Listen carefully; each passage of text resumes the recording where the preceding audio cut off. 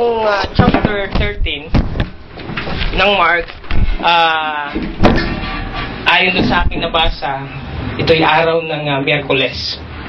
Araw ng Miyerkules, alam natin, nire-relay ng Lord ano yung mangyayari, what are the things to come. At inihahanda niya una sa lahat yung kanyang mga apostol. Kasi mababanggit natin yun mamaya. Ngunit bago po ako magpatuloy, samahan niyo po muna ako sa panalangin. Hallelujah, Lord. Maraming salamat po sa aming pag-aawitan pa lamang. Nadama na namin yung presensya, Panginoon. Nadama na namin yung kapangyarihan, yung kadakilaan, at yung pagmamahal, Panginoon, mo sa amin bilang yung mga anak, Panginoon. Salamat dahil sa mga pangakong ito, anuman yung aming pinagdaraanan, maaasahan namin yung kagaanan sa araw na ito ay aming mararanasan at aming mararamdaman, Panginoon. Anuman yung mga tumipigil sa amin upang 100% kami makapag-focus sa iyong mga salita, tanggalin mo ito sa aming isipan, espiritu man ito ng antok, anumang mga bagay na pwedeng humadlang sa amin, tanggalin mo ito sa aming puso't isipan. And we believe this day, sa buong maghapong ito, mararanasan po namin yung biyaya mo mula sa iyong mga salita. Salamat po, Ama, itong aming panalangin. In Jesus' name we pray. Amen. Kaya po, ang pamagat ng ating mensahe sa araw na ito, endures to the end. Lagi nating naririnig, ang manatili hanggang wakas ay siyang maliligtas. Pag dito po, tuwing hapon, bago tayo mag-iwahiwalay tuwing araw ng Friday, ang manatili hanggang wakas, ay ano po? So, mas sigit pa po doon sa ating pag-aaralan. Hindi lamang yon ang ating mararanasan kapag tayo nanatili sa paanan ng ating Panginoon. At meron po tayong 4 na pag-uusapan sa araw na ito. Maiksi lang po ang mensahe ng Panginoon. So, tingnan muna natin, ano po yung meaning ng endures? Endures means remain in existence, lasting, long-lasting, suffer patiently. Yung mga synonyms po niyan, last, live on, go on, abide, persist, remain, stay, constant, stable, steady, steadfast, fixed, and firm. At marami pa pong iba. Doon sa translation po sa Tagalog, doon sa verse 13, ang manatili hanggang wakas ay siyang maliligtas. So sa English nga yung ating pamagat, endures, and whoever endures to the end, he will be saved. Ito pong 1 to 13 na ano pa to ang pinag-uusapan pa lamang dito yung mga signs of the end times. Hindi pa dito pag-uusapan yung tribulation, wala pa yung rapture, and one way or the other, nararamdaman na po natin. Hindi na bago ito sa atin. Mga kapatid, pinapag-aralan natin yung about end times para hindi tayo tinatakot. Ilang beses na po nating napag-aralan yung Book of Revelation at ano po ba yung naging resulta para sa atin. Mas lalo nating nakilala ang Panginoon, naiangat yung ating pananampalataya. At nawa po ganun ang nangyari. Hindi takot hanggang sa panahon pa rin ngayon. Na pag nakakarinig tayo, mababanggit mamaya, rumors of war, lahat, it will come to pass. Lahat po yan ay mangyayari dahil isinulat po yan ng ating Panginoon. So ano ba yung sa anong paraan ba tayo dapat mag-endure or manatili? Or yung endurance, yung maging matatag. So una sa lahat, katatagan siyempre sa ating pananampalataya. Una po, endures in our spiritual life. Sabi nga po, habang pinapakain natin yung ating mga physical na katawan, mas lalo dapat nating pinapakain yung ating spiritual. Mas mahalaga po. Kasi pag busog yung spiritual, susunod na lamang yung physical. Proven na po yun. Proven na yun. So, tingnan po natin. Sa Mark 13, 1-2, sa unang first 2 verses, as he was going out of the temple, one of his disciples said to him, "Teacher, behold, what a wonderful stones, and what a wonderful buildings." Yung tinutukoy po yung templo. That time, kung Kung first time mo raw pong nakita, yung building na yun talagang hahanga ka. Yung temple na yun.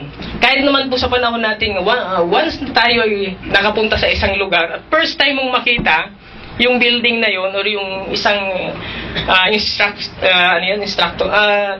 structure na yun, ay talagang mamamangha tayo. Pero ano po ang sabi ng Panginoon? And Jesus said to him, "Do you see these great buildings? Not one stone will be left upon another, which will not be torn down." Nakikita mo ba ang mga bato na yan? Darating ang panahon, babagsak ang mga iyan. So, anong nais pong ipahiwatig sa atin ng ating Panginoon? Katulad po na nabanggit ko kanina, it is a normal reaction. Bilang isang tao, kapag napunta ka sa isang lugar, talagang hahanga ka. Di ba, Ate April, nung napunta ka ng Paris? Di ba? Hindi ka Paris dito, yung mga building ko, ano? Mas mataas. So, ganun na lamang, normal yon. Pero ano yung sabi ng Lord? Do not focus on them. Dapat hindi doon nakasandig yung ating pananampalataya, hindi nakasandig doon. Wow, this is great. Ito na. Nakamit ko na yung rurok ng tagumpay. Diba? Hindi doon. Mas malalim pa ang nais na ituro sa atin ng ating Panginoon. As a Christian, we should know our priority. Ito po, gas-gas na to, simbahan eh. Sorry for the words. We heard a lot of study about this, Martha and Mary. Siguro naman po, hindi na bago ito sa atin. Sa napakaraming pag-aaral, kung mas pinipili natin si Martha, di po ba? Parang yatang nakakaya sa Lord. Ano po? If we feed our physical body, tulad na nabanggit ko kanina, we should feed our spiritual all the more. Sinabi rin po sa Matthew 6:19 to 21, it is clearly said in Matthew 6:19 to 21, "Do not store up for yourselves treasures on earth, where moth and rust destroy, and where thieves break and steal. But store up for yourselves treasure in heaven, where neither moth or rust destroys, and where thieves do not break and steal. For where your treasure is, there your heart will be also." Laging manatili sa paanan ng ating Panginoon. Dapat laging mainit. Ay, di po ba yun yung hinahanap ng ating Panginoon dun sa Church of Ephesus? Nawawala na yung init. Nasaan na yung first love? Sa mga mag-asawa po, sa magsing-irog, mahalaga ba yung init? Mahalaga ba yung lagi nating inaalala yung first love? Amen. Dapat. Ano ba? Dapat laging inaalala. Dahil yung magiging fuel, diba? Lalong tumatag yung samahan ng magsing-irog. Dapat yun yung laging inaalala. How much more sa ating Panginoon? I know, lahat tayo nakakaranas, sabihin na natin, nalalamig, nagkakaroon ng spiritual dryness. Pero hindi ibig sabihin lahat naman pala nakakaranas. Okay lang na maranasan ko rin. Pinapag-aralan natin ito para mapagtagumpayan natin. Parang laging nananatili yung init. So, paano ba natin makakamit yung spiritual? Yung sabi nga dito, paano tayo mag-i-endure dun sa spiritual life natin? So, laging manatili sa mga pag-aaral. Saan ba natin makukuha yung spiritual na lakas? Kundi doon sa mga aral na makalangit, sa mga Bible studies, Friday worship service, at sa marami pang kaparaanan. Personal Bible studies, diba ba? Yung prayer life, gaano ba katatag yung prayer life natin bilang isang Kristiyano? Lagi natin, maraming beses na po, napakarami, sabi nga, kaya sabi nung mga nagturo last time, na parang ang lalim na natin sa prayer. Nakalimutan na natin yung basic. Dahil napakaraming mga exhortation na po na tayo narinig about sa prayer. So, mahalaga talaga yung prayer. Sabi nga po, a prayerless Christian ay walang lakas. So, bilang isang Kristiyano, dapat talagang busog tayong sa pananalangin. Kumbaga, parte na po ng buhay natin bilang isang Kristiyano yung pananalangin. At hindi lamang po natatapos. Marami na tayong narinig na mga mensahe. Ano ba yung 3 mahalagang bagay na dapat ginagampanan ng isang Kristiyano sa looban ng isang linggo? Para yung spiritual life natin ay laging matatag. Hindi lamang po puro physical yung ating pinapakain. Much more yung ating spiritual na pangangailangan. Tulad ng nabanggit ko po kanina, kapag busog yung ating spiritual, susunod na lamang yung physical. So, sa maraming pagkakataon, yun po yung itinuturo sa atin ng ating Panginoon. The Lord is telling us,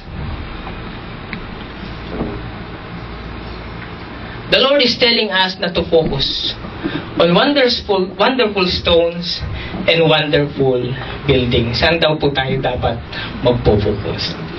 Focus to the one Lord, our Creator. Minsan po ganun na yun, ang nakikita natin, yung creation. Which is, hindi ko naman sinasabi na ini-enjoy naman natin yan. Ibinigay yan, sabi nga, sa mga mensahe na narinig natin, kung mayroon tayong makakataon na maikot ang Pilipinas, why not? O Israel, why not? Pero wag natin ipo-focus doon sa creation. Dapat lagi nating maaalala ang Panginoon. Wow, ang ganda! Hindi mo lang nabanggit, thank you Lord! Ang ganda ng iyong nilikha. Amen. Kailangan laging bumabalik kung sino yung lumikha. Hindi lamang dun sa creation. Laging ibabalik yung gloria kung sino yung lumikha ng magagandang bagay na na-enjoy natin dito sa lupa. We are not anti-material blessing po mga kapatid. Hindi po yun ang ibig nating sabihin na wag na tayong mag-focus dun sa mga material things. Naririto tayo sa Saudi para magtrabaho, para i-provide yung pangangailangan ng ating mga pamilya. Katulad po nung nabanggit kanina sa pagtuturo ng ating kapatid na si Ate Lisel, ano ba yung dapat i-provide? Food, clothing, shelter. Pero hindi doon natatapos. Nabanggit po kanina, mas mahalaga yung spiritual na pangangailangan, lalo na ng ating mga anak. So yun yung mas mahalaga. Sabi nga po, yun daw narinig ko sa mga mensahe, yun daw edukasyon. Lagi nating narinig yan, iyan lamang anak ang tanging maipamamana ko sa iyo, kaya pagbutihin mo yung pag-aaral mo, dahil yung edukasyon ay hindi yan nananakaw. Totoo naman po yun. Pero mas higit tayo mga Kristiyano na, ano po yung bagay na hindi mananakaw and it will last through eternity? That is faith. Yun yung pananampalataya. Yung spiritual na pangangailangan ng mga bata. Sabi nga kanina, kapag na-send na natin yung ating mga anak, kapag sila yung nag-aral na ng college, hindi po tayo mag-aalala. Dahil una sa lahat, na-feed sila spiritually. Yun yung mas mahalaga. Sabi nga, saan bandalhin ng Panginoon yung ating anak? At lagi nating prayer, dapat yung mga bata, panalangin natin, magkaroon sila mga kaibigan, mga Kristiyano. Dahil malaki po talaga yung posibilidad. Malaki yung tendency na yun yung nagpunong-puno muna ng gabay yung mga bata. Mayroon pa rin talaga may marami tayong narinig na kwento, Kristiyano dito yung bata, sa church lumaki. Pagdating sa Pilipinas, napariwara ang buhay. So hindi natin pwedeng isisi din dun sa magulang. Kasi kulang. Kristiyano yung tatay, pastor na nga. How much more kung hindi natin nagagabayan ang mga anak natin. So mas lalo na, hindi natin pwedeng sabihin, tingnan mo yun, Kristiyano lang ang tatay, nagkaganon pa rin. Hindi na rin natin igagabayan ng ating mga magulang. Hindi ang ating mga anak, hindi po yun ang ibig sabihin. Mas lalo dapat nating gabayan ang ating mga anak dahil dun sa kalakaran ng mundo na ating ginagalawan. Mas lalo nilang kailangan yung gabay. So, ang priority po dapat yung spiritual. Hindi dapat dumarating na mas parang nakapokus na doon sa mga material na bagay. Kaya nga po, ang sabi doon sa last, kanina, for where your treasure is, there your heart will be also. Kung ang puso natin ay nasa spiritual, nandoon yung ating yaman. So, yun po yung una, tulad po na nabanggit ko kanina, let us focus not on the wonderful buildings, not on the wonderful stones, not on the creation, but focus on the Creator, our Lord Jesus Christ. So yun po yung una, endures to our spiritual life. Manatiling mainit sa pananampalataya. Huwag dapat, sabi nga po, pag dumarating yung araw ng Friday, anumang araw na mayroong gawain ng Panginoon, dapat lagi tayong excited.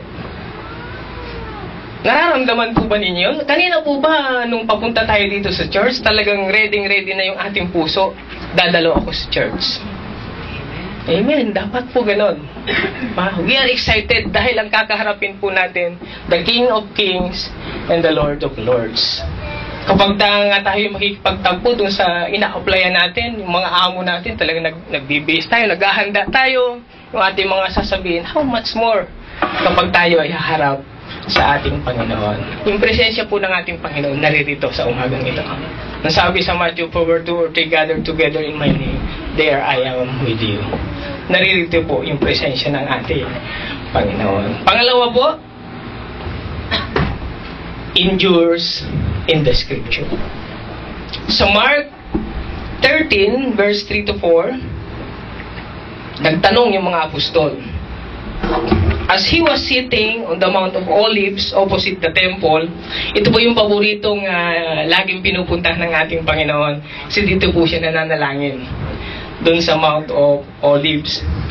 Peter, James, and John, and Andrew were questioning him privately.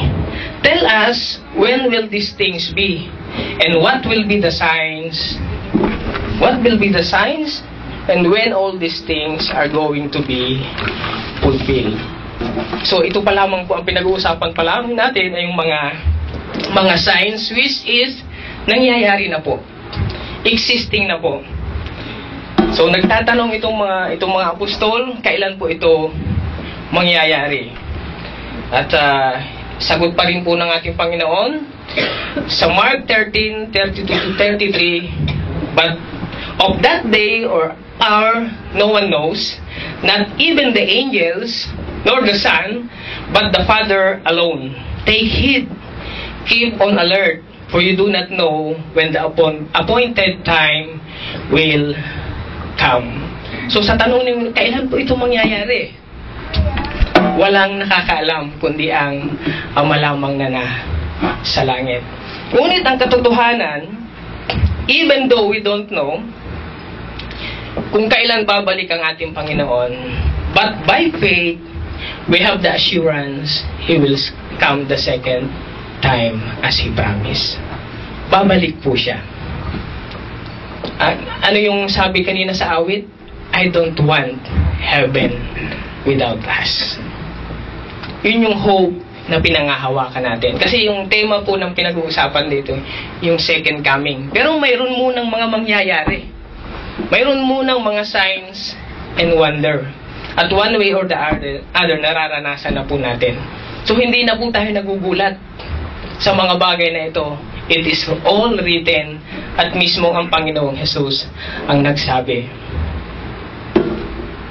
Katulad po na nabanggit ko, babalik ang ating Panginoon. Yun po yung ating hope na inaasahan. Nangyari na yung kanyang kamatayan, nangyari na yung kanyang resurrection, yung ascension, at ang hinihintay natin ay yung second coming, yung pagbabalik ng ating Panginoon. Pinangako po yan sa John 14:1-3. Do not let your heart be troubled.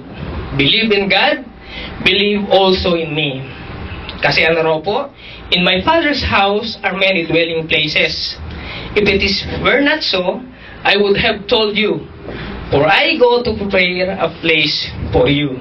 For I go and prepare a place for you. I will come again and receive you to myself, that where I am, there you may be also. Katulad po ng inawit natin kanina. Sabi ng Lord, I don't want heaven without us. Yun po ang plano ng Panginoon sa atin. Napag-aralan namin last time about yung sa resurrection, kung paano raw po nag-resurrect ang ating Panginoon, nagkaroon ng glorified body, pero iba po yung sa atin. Ibang klase yung glorified body na meron ng ating Panginoon. Pero ganun din po ang gagawin ng ating Panginoon. Kasi maraming nagtanong, kasi dun sa Church of Corinth, mayroong mga tao nagsasabi walang muling pagkabuhay. Kung walang muling pagkabuhay, sabi ni Paul, itigil na natin itong ginagawa natin ito. Pero ang katotohanan, thanks be to God, mayroon muling pagkabuhay. Yun yung hope na inaasahan natin. Maraming nagtatanong, ano ba? Ano ba yung magiging katawan natin? Ito pa rin ba? Yung flawless pa rin ba na katawan na ito ang mapupunta? Sabi ng Job, from dust you came and to dust you will return. Yung itong katawang lupang natin ito, babalik ito sa original na form. Ang mapupunta sa heaven ay yung kaluluwa. At magkakaroon nga ng glorified body. Yun daw mga mayroong disability, alam natin pagdating doon perfect. Kasi hindi po pwede na perfect place yung nandun eh.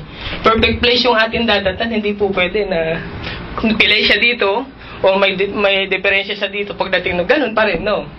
Babaguhin yun ng ating Panginoon. So yun po yung inaasahan natin na gagawin ng Panginoon. At yun yung inaasahan natin doon sa scripture na ibinigay sa atin ng ating Panginoon. Lahat po yun ay mangyayari. Yung iba ay nangyari na. Yung iba ay tapos na. At doon sabi nga, kanipis-nipis na lamang na parte ng Biblia yung Revelation. Yung iba doon nangyari na, malapit na po yung pagbabalik. Kaya natin itong pinag-aaralan for us to be ready, for us to be aware.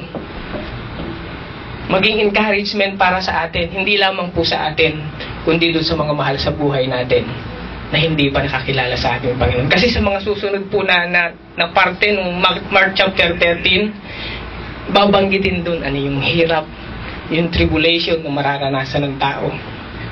Ang sabi po doon, yung hirap na hindi pa nararanasan ng tao at hindi na mararanasan pa. So make a point na kasama tayo. Kapag ibinuhos na ng Lord yung galit niya, wala na tayo. At kasama tayo ng ating Panginoon. Naalala pa po pa natin yung kwento ng itik? Diba? Mas, kumbaga, kailangan kapag dumating na yung ating Panginoon, we are ready. Kapag dumating na yung kanyang pagdagit, kasama tayo ng ating Panginoon sa alapaap. Hindi yung pagdating natin dito, parang wala ng tao. Lord, bakit hindi ako nakasama? Kasi walang magbabantay sa itik. Kasi puro itik na lamang. Kapag mayroong gawain ng ating Panginoon, kawawa po yung mga itik, walang magpapastol. Nang dumating ng rapture, pagdating niya dito, siya na lang ang tao, Lord, ba't hindi ako nakasama? Anak, yung itik mo, walang magpapastol. Huwag tayo mag-focus sa itik. Doon tayo sa etikete na ibinibigay ng ating Panginoon. Ito ba? Yun yung mga bagay na dapat nating ginagawa upang pag dumating man itong mga bagay na ito, we are ready doon sa kanyang muling pagbabalik. At alam natin kung saan tayo mapupunta. Panghawakan natin yung pinangako niya sa kanyang mga salita because hindi po napasama. Basahin ko na lang po. Because His words is absolute and true. And He is our one true God who love us. Who ahaba. Sabi nga po dun sa mensahe last time. Dahil ang sabi rin po sa Mark 13 verse 31, Heaven and earth will pass away, but my words will not pass away. Maglalaho ang lahat ng bagay, ngunit ang salita ng Diyos ay hindi maglalaho. Bakit? Siya mismo kasi yun. In the beginning was the Word, ang sabi sa John 1:1, and the Word was with God, and the Word was God. Kasi yung Word na tinutukoy na yon, bakit hindi siya magpapass away? Because the Word itself is God. And the Word became flesh, sinabi po sa John 1:14. So yung panghawakan po natin, kapag dumarating po yung time mga kapatid, na para bang pag pinag-aralan natin ang salita ng Panginoon, huwag po darating na kapag hindi natin naunawaan, we will question His Word. We must question ourselves. Dapat tayo po. Kasi ang salita po ng Diyos, hindi po pwede na in contradiction yan. Napag-aralan namin, napagdaanan namin yung about doon sa hermeneutics, study about the Bible. Ang salita po ng Diyos, in correlation yan. Diba? Lahat ng, sabi nga po, yung Old Testament, yun yung katuparan ng New Testament. Mismo ang Lord po ang nagsabi, na parito ako, hindi upang isawalang bahala yung batas o yung Old Testament. Yung tinutukoy, pag sinabing batas, yung first 5 books, yung Book of Pentateuch ni Moses, na parito ako, upang isa katuparan. Bakit po? Dahil ang Panginoong Jesus, siya mismo yung katuparan ng Old Testament. Kaya sa panahon po natin, nasa New Covenant na po tayo. Siya yung katuparan at ginampanan po yun ng ating Panginoon. So number 3, una po, stand in our spiritual way or endures in our spiritual way, in a spiritual life. Pangalawa, endures in the Scripture. Panghawakan at paniwalaan. Doon sa ating siyam na standing ng church, ano ba yung doon about the Bible? The Bible is our sole authority of our doctrines. Walang labis, walang kulang. Biblia lamang ang lahat ng pinagkukunan ng ating katuruan. May mga nabanggit tayo minsan about dun sa book nga sa translation ng NIV. Maraming nagsasabi na hindi daw dapat po yung basahin. Marami pong translation ng Biblia. Ang advice nga po, mas maraming tulad ng nababanggit ni Kuya Eric, balikan yung original na pagkakasalin. So marami po, hindi lamang doon tayo mag-stick. Hindi ibig sabihin kapag wala na, hindi na natin paniwalaan lahat ng mga translation. Maraming translation na mas accurate yung pagkakasalin. Ano pa po? Endures in deception. At napakahalaga po nito na lagi nating pinapag-aralan sa maraming pagkakataon. Sabi nga po, ang church ng GCC halos library na po yung nating napag-aralan. So kasalanan na natin, hindi na po yung kasalanan ng Diyos. Kung ngayon sa mapapagkakataong ito, may mga tanong pa tayo na parang mga elementary teaching pa. Elementary question pa. So dapat ay lumalalim. Kaya sa susunod nga po, ano ba yung sabi? Dynamic Christian living. Ano ba yung kabaliktaran ng dynamic? Stagnant. Dapat daw po ang buhay Kristiyano lumalago. Para kang umaakyat sa hagdan. Para kang nag-aral ng grade 1. Hindi naman po pwede na 7 taon grade 1 ka pa rin. Maliban na lamang kung paborito mo si ma'am. Ayaw mo nang iwanan. So dapat po, kaya nga ngayon, kahit grade 7. Grade 7 na po ngayon, di ba? K-12 na. Ang aim natin para sa ating mga anak, taon-taon naman dapat umaakyat yung level ng kanilang grade, di ba? Ganon din po naman, yun din ang nais ng Lord sa bawat isa sa atin. Bilang isang Kristiyano, dapat lumalago sa pananampalataya. Sa bawat araw na, kaya ang prayer, nawa po ako'y maging better Christian than today. Lagi nating i-aim. Kasi room for improvement daw po ay hindi napupuno. So mahalaga, let us endure in deception. Mark 13:5-8. And Jesus began to say to them, see to it that no one misleads you. Ang mga bagay na ito, yung mga bagay na ito ay mangyayari. But see to it that no one misleads you. Many will come in my name, saying, I am he, and mislead many. When you hear of wars and rumors of wars, do not be frightened. Those things must take place. It will come. Kaya yung mga gera sa Mindanao, naranasan ko po yung martial law doon, naruroon po ako ng bakasyon. Martial law, pero ang nagrarally po taga Luzon. Yung mga taga Mindanao, okay lang. Tuwan-tuwa pa kasi yung protection naroroon. Yun ang hindi po alam ng iba. Kaya sabi, itong mga taga-Luzon na to, puro reklamo. Ako pa naman taga-Luzon. Pero totoo po, yung mga taga-Mindanao, mas feel safe sila. Kasi nasasala po ang tao. Sa checkpoint, no ID, no entry policy. So kapag wala kang ID, i-interrogate ka. Magiging questionable, kung lalo na kung apelido mauti. Talagang kukunin ka at i-interrogate ka. Pero mga bagay po na yun, ang mundo raw pong ating ginagalawan, talagang pabulusok. Yung pong nararanasan natin na katahimikan, kapayapaan, grace and mercy na lamang po yun ng ating Panginoon. Pero ang katotohanan po, pabulusok. Sabi nga po natin, kung gaano raw po kasama yung mga tao nung panahon ni Noah, mas masasama yung tao nung panahon ng Sodom and Gomorrah. At kung gaano kasama yung mga tao nung panahon ng Sodom and Gomorrah, mas masasama ang tao sa ngayon. Naniniwala po ba tayo doon? Bata, 2 taon, ginagahasa. Sariling ama, pinapatay. Sariling anak. Sa China nga, sariling anak, kinakain na eh. Nakita niyo po ba yun, yung mga fetus? Ganun na po kasama ang mundo. Kaya nga doon sa pag-aaral natin kanina, doon pumapasok yung pagiging mabuting magulang sa ating mga anak. Mas lalong kailangan ng ating mga magulang yung gabay. Tayo bilang mga magulang para sa ating mga anak. At kung spiritual feed po nga po sila, spiritually feed sila, rest assured.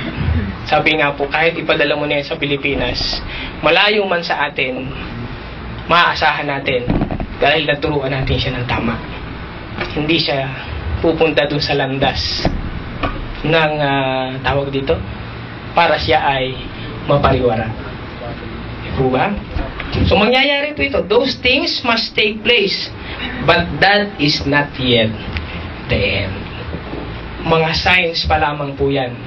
For nation will rise up against nations, and kingdoms against kingdom. There will be earthquakes in various places. There will be famines. There are merely, ang sabi dito, these are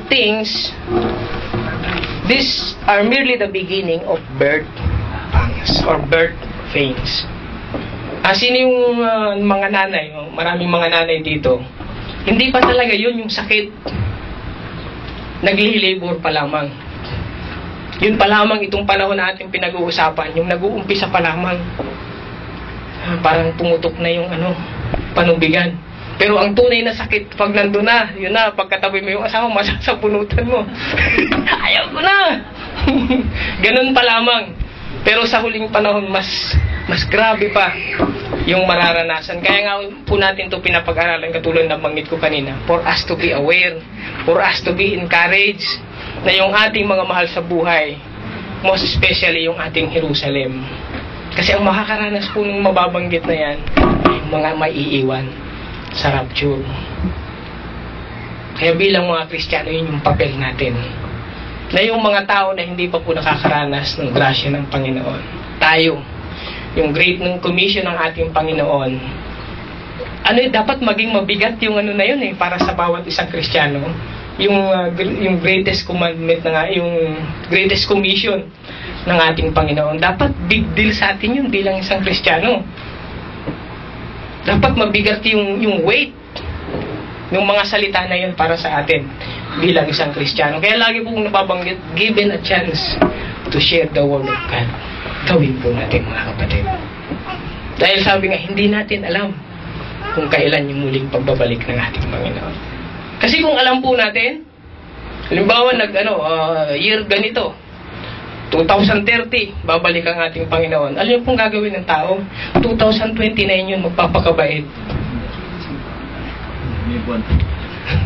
220, hindi po yun yung hindi po exact yun halimbawa lamang po yun. So ganun yung ng tao. Pero sa atin bilang mga Kristiyano, let us do our part. Gawin natin ito, kaya natin ito pinag-aaral. Let us be encouraged na gawin yung dapat na ginagawa ng isang Kristiyano. Mayroon po akong babasahin dito na Kasi nabanggit po kanina, yung mga self-proclaim Messiah. Dito po sa aking, inumpisahan ko na lamang po dun sa 21st century, kasi kung babasahin ko po mula 18, napakarami po eh. I-search nyo na lamang po at makikita nyo. Mula pa 18th century, mula pa noon naman, sa Old Testament pa lamang, marami na. At unang-una po dito ay si Kibuloy. Apollo Kibuloy, kasi nabanggit po kanina yung mga false prophets, mga false teachers, at ang nakakalungkot, self-proclaim Messiah, Son of God, Big S po. Apollo Kibuloy is the founder and leader of a Philippine-based Restorationist Church, the Kingdom of Jesus Christ, the name above every name, Incorporated. He has made claims that he is the appointed Son of God, Big S po. Pero nakakalungkot, ang dami pong followers. I think going 8 million na sa panahon ngayon. At mayroon po akong nakasama na isa, mother po nung classmate ni Precious. Sa Hong Kong daw po, napakaraming mga member ni Kibuloy. At yung iba nagbebenta raw ng mga pabango, bigli na po kayo para sa church. Kaya lang nakakalungkot, ang dami pong mga tagasunod. At take note po, mga professional. Son of God? Di po ba? So, hindi tayo basta-basta kumakagat sa mga ganon. Hindi tayo tulad nung dati, sabi nga sa Ephesians, hindi tayo tulad nung bangka sa dagat, na kung saan tangay ng alon, ng hangin, doon na lamang. Sa marami pong pag-aaral natin, dapat hindi na po tayo nadadaya or nadideceive ng kalaban. Always be Bereans. Sabi nga po, pag mayroon daw tumayo sa ako ang Ama, hindi raw po yun masisiro. Meron at meron sasama. Ano po yung sinabi sa Hosea 4:6? My people perish because of lack of knowledge. Pero tayo po, maraming pag-aaral na ang ating napagdaanan. Meron hindi lamang po sa Pilipinas, ay ilan lamang po yung aking babasahin. Si Alan John Miller or A.J. Miller, a former Jehovah's Witness elder and current leader of Australia-based Divine Truth Movement. Miller claims to be Jesus Christ reincarnated with the others in 20th century to spread message that he calls the divine truth. Sa Biblia po walang reincarnation, resurrection meron.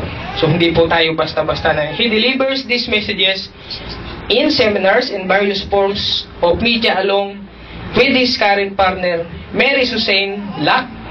Ano raw po naman yung kiniklaim ng kanyang partner, who identifies herself as the returned Magdalene, Mary Magdalene. Siya na naman po yung reincarnation ni Mary Magdalene. It is not biblical. So we will not believe sa mga bagay na yon. Sino ba? Si David Scheller is a former M15 agent and whistleblower who in the summer of 2007 proclaimed himself to be the Messiah. He has released a series of videos on YouTube claiming to be Jesus, although he has not built up any noticeable following since his claim. So, sila po, nagkiklaim, sila mismo yung Messiah. Maurice Clemons, an American felon responsible for the 2009 murder of 4 police officers in Washington State, referred to himself May 2009 as Jesus. So, malayong-malayo po ang Panginoon. Ano siya? Siya yung mamamatay tao. Yung nagkiklaim na siya si Jesus. Kabaliktaran po dun sa ginawa ng ating Panginoon. Jesus came to be the Savior, to save what was lost. Ang isa pa, si Oscar Ramiro Ortega Hernandez. In November 2011, he fired 9 shots in a Romanian Kager SA semi-automatic rifle at the White House in Washington, D.C. Ano po naman yung sabi niya? Believing himself to be Jesus Christ. siya po ay pinadala raw, sent to kill US President Barack Obama, whom he believed to be the Antichrist. Siya raw po ay pinadala ng Panginoon para patayin si Obama dahil si Obama raw yung Antichrist. So, kalokohan. Hindi po natin yun paniniwalaan. We will not be deceived kasi hindi po yun nakasulat sa Biblia. As Christians, sabi po dyan, we should not be surprised about these things. Yung nabanggit po natin kanina, yung nabasa natin kanina. What happening around us? Because it is all written and it will come to pass. Lahat pong ito ay mangyayari. Make sure that we will not be deceived. Ano pong dapat natin gawin? We will always be like Bereans. Always go back and read the scripture. We should not be deceived, ganon din po naman, by our own understanding. Ano po yung sabi sa Proverbs 3:5-6? Trust in the Lord with all your heart and lean not on your own understanding. So sa pag-unawa natin, sa pagbabasa natin salita ng Diyos, huwag po natin yung gagamitin yung ating earthly knowledge. Ang gamitin po natin yung wisdom, heavenly wisdom na nanggagaling sa ating Panginoon. Ang sabi po sa Mark 13 verse 23, but take heed, I have told you everything in advance. Kung mangyari man ito, endures to the end. Kasi nasabi ko na itong lahat. Yun po ang sabi ng ating Panginoon. Kausap niya ang kanyang mga apostol. So, endures in times of deception. Paano tayo magiging matibay sa mga deception? Always read the Bible at dumalo sa lahat ng mga pag-aaral. At kung may mga tanong, huwag mahiyang magtanong. Ang sabi sa Proverbs, yung matanong daw po ay sign ng pagiging matalino. Sino pong may tanong? Yun po ang pangako sa atin ng ating Panginoon. Pang-apat po, tayo'y malapit na. Una, endures in our spiritual life, endures in the scripture, endures in time of deception. Pang-apat,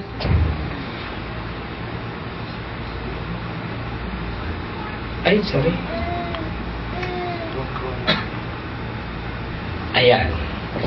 Endures in persecution. Mark 13:9-13. But be on your guard, for they will deliver you to the courts, and you will be flogged in the synagogues, and you will stand before governors and kings for my sake, as a testimony to them. The gospel must be preached to all the nation. Isa rin po ito sa signs na malapit na ang pagbabalik ng ating Panginoon. Ang salita po ay lalaganap sa lahat ng dako. So isa sa sign na malapit na yung kanyang pagbabalik, ang salita niya ay lalaganap saan mang dako ng mundo. Kaya po hindi na magiging problema. Paano po kuya yung nandun sa mga liblib na lugar? May kaparaanan po ang ating Panginoon. Lalaganap ang salita ng Diyos sa lahat ng dako. Naalala ko yung kwento ni Kuya Bien, ang dati po naming pastor sa J-Wall. Kasi nagplano siya na pumunta ng Sambales. So nag-aral po siya ng salitang sambal. Yung salitang sambal, parang mga kita or something like that. Salita ng mga taga-Sambales. Ngayon, nag-aral siya noon. Pagdating niya po dun sa bundok, ang mga taong English speaking. Yung pala, may mga naunang mga foreigner na missionary. Yung sabi ni Kuya Ben, pambira, nag-aral pa talaga ako. Pagdating ko mga English speaking, yung mga tao doon. Kaya hindi na po imposible, hindi na yung question. Ang salita po ng Diyos, lalaganap kahit sa liblib na lugar pa yan. Minsan nga may makikita yung sa FB yung kumukuha ng tuba sa taas ng nyog, may dalang laptop, nag-o-online sa taas ng nyog. Hindi na po imposible. Hindi na imposible, lalo na sa modernong panahon natin ngayon. Lalaganap at lalaganap ang salita ng Diyos. At isang sign nga po yun sa malapit ng pagbabalik ng ating Panginoon. The gospel must be preached to all the nations. Sabi dito, when they arrest you and hand you over, do not worry beforehand what you are to say. But say whatever is given to you in that hour. Bakit daw po? For it is not you who speak, but it is the Holy Spirit. Yun po yung napag-aralan natin sa Wednesday Bible Studies. Yung working ng Holy Spirit. Sabi nga po, minsan ang nababanggit lang dun sa mga nababasa natin ng mga verses, Father lang at saka Son. Hindi po na mga kahulugan na wala dun yung presensya ng Holy Spirit. Because the Holy Spirit is actively doing kung anong kanyang ministry. Una sa lahat, sino ba yung author ng Scripture? It is the Holy Spirit. Siya po yung nag-iingat. So, stand in persecution. Nung nabanggit po kanina, haharap kayo sa mga hari, haharap kayo sa mga authority. Ang nakita ko po dito si Apostle Paul. Si Felix, ipinagtanggol niya mismo. Siya yung naging abogado ng kanyang sarili. Hanggang doon sa huli nung kay King Agrippa. At naranasan nila yung persecution talaga. Most especially yung mga apostol. Yung 12 apostol. Hindi kasama yung isa, yung pumalit ang kasama nila. Yung martyrdom talagang naranasan nila. Yung hirap. Pero they endures to the end. Hindi nila i-give up yung kanilang pananampalataya even to the point of death. Like Paul, nagiiyakan yung mga kapatid. Ano ba kayo mga kapatid? I am ready. Ano man yung mangyari sa akin, kaya po nabanggit nga niya, to live is Christ, to die is gain. Ganun po. Yun yung nakikita ko. Hindi lamang siya, yung lahat pa ng mga apostol na talagang naranasan nila yung hirap, alang-alang sa ating Panginoon. Tuloy po natin. Yun nga po, wag daw po tayong... So, kung itong mga naranasan nila, meron po ba sa atin na nakaranas na nito? Na pagdating sa isang lugar ay huhulihin, kukulungin, hahambalusin, babatuhin. May nakaranas na po ba sa atin? Kung hindi pa natin yung nararanasan, and then hindi pa natin magawa na mag-share ng salita ng Diyos, how much more kapag dumating yung panahon na yun? So pinapag-aralan po natin ito mga kapatid, for us to be encouraged. Kung alam natin na mayroon pa po tayong mga pamilya, first family back home in the Philippines, mga kaibigan na hindi pa po nakakakilala sa ating Panginoon, let's do our part to share the word sa kanila. Sabi nga po, huwag nating ibubulsa yung kaligtasan. Ibahagi natin sa iba. Yung sa mga taong nangangailangan din ng kaligtasan ng ating Panginoon. Sabi nga po, nabasa ko dun sa video clips, yung 3 minutes na halos ikwinento yung Biblia mula Old Testament. At actually, meron gano'n na magandang iyan yun sa mga bata. Within halos 3 minutes lamang na ipaliwanag. Doon sa huli kasi, ang sabi doon, we are part of the story. Itong mga tao ginamit ng Lord mightily, Prophet Daniel, lahat sila. And sabi doon sa huli, we are part of the story. As a Christians nowadays, parte tayo ng istorya. Napakasarap po doon sa istorya ng Panginoon sa Biblia, parte tayo bilang kanyang mga anak. At masarap na ginagawa natin yung part natin. So muling pagbabalik ng ating Panginoon, ginagawa natin yung dapat natin ginagawa bilang isang Kristiyano. Sabi nga po, hindi yata tama na may kwento sa Bible na nag-umalis yung amo, pagbalik, natulog lang siya. Ay bumalik ulit yung amo. Kasi nga sa pagbabalik daw po ng ating Panginoon, hindi natin alam kung kailan. We must always be ready. Na kapag dumating yung ating Panginoon, ginagampanan natin yung dapat nating ginagampanan. Ituloy ko po.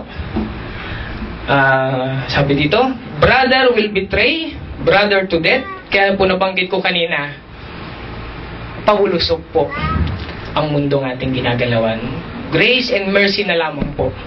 Dahil yung Holy Spirit nandito pa, kasama pa natin. Kapag dumiting yung time, sabi nga, kapag bumitaw ng Lord, chaos na ang kalagayan ng mundo. Sabi po, brother will betray brother to death. Father and his child and children will rise up against parents and have them put to death. Nangyayari na po ba ito? O hindi? It is happening sa panahon po natin ngayon. You will be hated because of my name.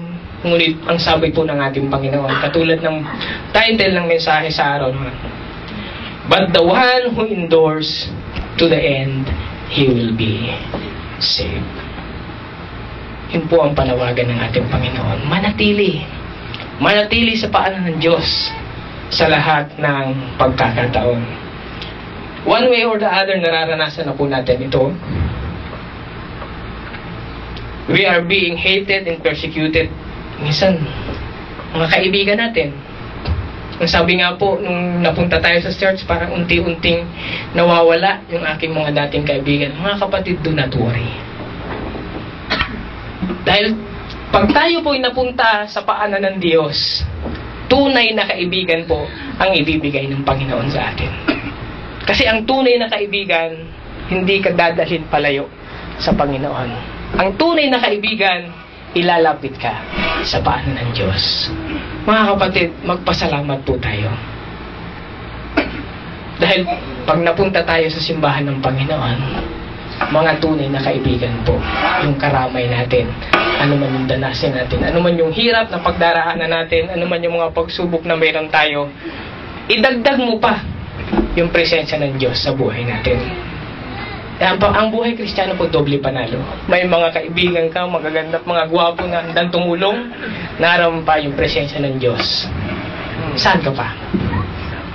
Sa church ka na ng Panginoon. Sa simbahan ka na magstay. Sabi nga po, kung lalayo tayo sa paanan ng Diyos, saan tayo pupunta? Sino yung pwedeng pumapak sa atin?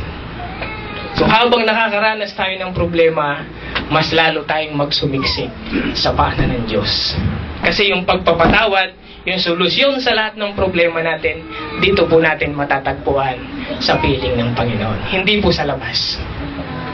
Kung makaranas man tayo ng comfort sa labas, panandalian lamang po yun, mga kapatid. Ganun ang kalaban. Papainan tayo, parang okay naman. Parang okay naman yung sinabi niya eh. Pero tingnan natin, Kristiyano ba yung nagpayo? Kasi kung hindi, panandalian lamang yun. Manatili sa paanan ng ating Panginoon. Ganun man daw po yung nararanasan natin, but let us not lose hope. And be encouraged and have courage to introduce and share the words to them. Be encouraged and have courage. Kailangan meron tayong tapang. Bakit hindi pa po natin naranasan yung mga persecution na dinaanan ng mga taong napag-usapan natin kanina? Ang isipin natin, yung pwede nilang maranasan sa pagdating ng panahon. So let us endure. Let us endure to the end. Manatili hanggang wakas sa paanan ng Panginoon. Sa conclusion po natin, let us endure to the end let us endure to the end in our spiritual life. Laging mainit dapat. Laging yung ating pananampalataya ay laging kumikinang. Sabi nga, dumaan man sa apoy, dumaan man sa tubig, tuloy lang sa paglilingkod sa ating Panginoon. Let us endure to the end in the Scripture. Panghawakan po natin yung kanyang mga salita, yung kanyang mga pangako. Pag binasa po natin ang Biblia, lahat po yan pangako ng ating Panginoon. Those, ang sabi ng ating Panginoon through Kuya Jose, 31,000 plus promises ng Panginoon. Kung hindi po natin nararanasan, baka hindi natin binabasa. Kaya hindi natin nararanasan. Hindi natin binabasa yung kanyang mga pangako. Nandyan lamang. Napakadali na para basahin. Hindi na kailangan katulad nung panahon noon na napakahirap para magkaroon ng Biblia. Ngayon po, hindi. I-download mo lang, Napakaraming version makikita natin at mababasa. Dati, hindi ka pwedeng magbasa ng Biblia katabi ng mutawa. Ngayon, pwede na. Kasi cellphone yung hawak mo. Nung panahon noon, Biblia yung hawak mo, huliin ka. Diba? Ngayon, hindi na. Katabi yung mutawa, nagbabasa ka ng Biblia. Pagsilip niya, ano ba namang alam niya? English naman yun. Maliban na lang kung marunong siyang bumasa ng English. Ano ba?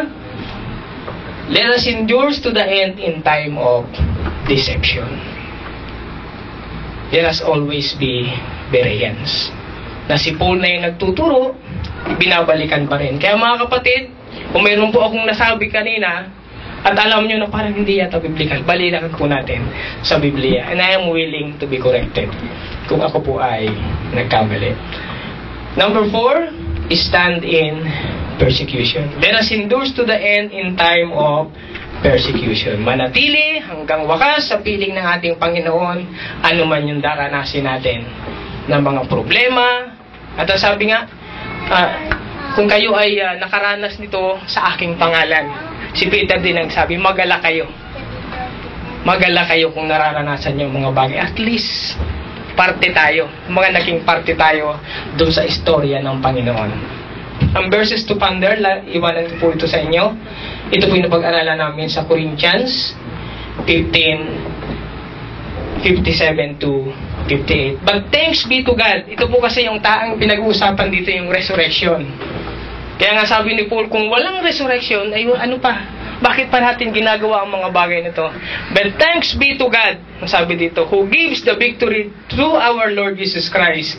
Therefore, my beloved brethren, be steadfast, parang endures na rin po, immovable, always abounding in the work of the Lord. Bakit daw po? Knowing that your toil is not in vain in the Lord. Lahat po ng hirap natin o ano man yung nararanasan sa paglilingkod sa ating Panginoon, hindi po yun mauuwi sa wala. Kasi ano po yung sabi ng Panginoon, I don't want heaven without us. So let us endure to the end. Ang sabi rin po sa Luke, hindi ko na po naisama dyan, Luke 21:19. Kasi po pag binasa po natin doon sa Gospel of Mark, Matthew, Mark, Luke dyan, sa Matthew 24, yun din po yung kwento. Luke 21, ito po yung kwento. At yun po yung katulad na chapter sa chapter 13 ng Book of Mark. Luke 21, by your endurance, you will gain your lives. Yun po yung sinabi naman ni Dr. Luke na whoever endures to the end, he will be saved. Hanggang doon lamang po ang mensahe ng ating Panginoon. Samahan niyo po sa isang panalangin. Hallelujah Lord, maraming salamat sa mga bagay na itinuro mo sa amin. Hindi namin ito pinapag-aralan upang kami ay matakot. Pinapag-aralan namin ito, Panginoon, upang kami ma-encourage, upang kami ay manatili hanggang wakas sa iyong piling, Panginoon. Salamat po, Ama, at naniniwala kami na ikaw po ang kumilo sa aming kalagitnaan, Panginoon. Let your message magkaroon po ng breakthrough sa buhay ng bawat isa sa amin.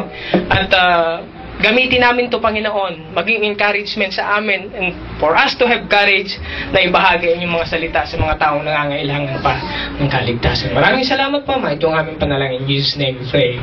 Amen.